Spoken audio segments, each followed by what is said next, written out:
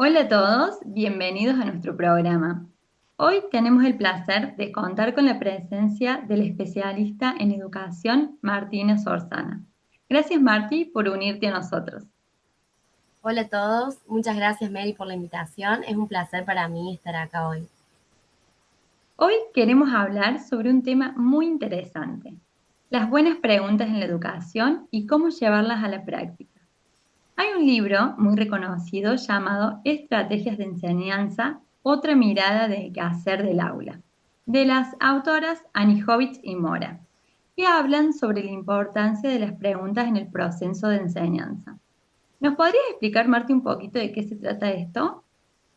Claro, las preguntas son una herramienta fundamental en el proceso de enseñanza. No solo permiten evaluar el conocimiento de los estudiantes, sino que también fomentan la reflexión, la crítica y la creatividad. Eso es muy interesante. Y en tu experiencia, ¿cómo pueden los docentes llevar a la práctica las buenas preguntas en el aula? Bueno, hay varios momentos en los que los docentes pueden reflexionar sobre las preguntas que hacen.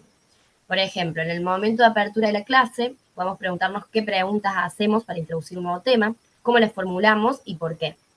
Luego, en el momento del desarrollo, podemos reflexionar sobre las preguntas que hacemos para fomentar la discusión, por ejemplo, y el debate en el aula. Y finalmente, en el momento de cierre, podemos evaluar el impacto de las preguntas en el aprendizaje de los estudiantes. Bien, eso es muy interesante. ¿Y qué características deben tener las buenas preguntas según estas autoras? Bueno, según las autoras, las buenas preguntas deben ser claras, deben ser precisas y relevantes para el tema que se está estudiando. También, además, deben ser abiertas, es decir, no deben tener una respuesta única o cerrada. Muy bien. ¿Y cómo crees vos que los docentes pueden utilizar las buenas preguntas en su práctica diaria? Los docentes pueden utilizar las buenas preguntas de varias maneras.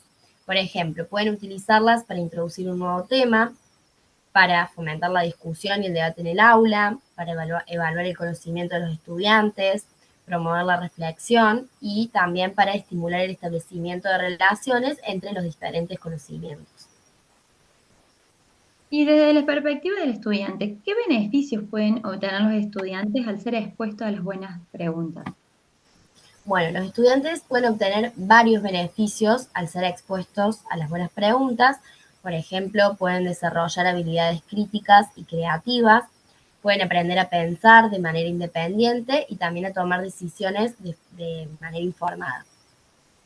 Bueno, ya nos queda poco tiempo, pero antes de despedirnos, tengo una última pregunta para hacerte. ¿Cuál es el consejo que le darías a los docentes que están empezando a utilizar las buenas preguntas en su práctica diaria?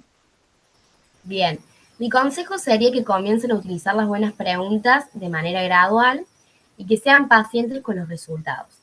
También es importante que los docentes sean conscientes de que las buenas preguntas no son solamente una herramienta para evaluar el conocimiento de los estudiantes, sino también una forma de fomentar la reflexión y la crítica. Bueno, Martín, muchas gracias por compartir con nosotros tus conocimientos. Ha sido un placer tenerte en nuestro programa. Bueno, muchas gracias a ustedes por la invitación.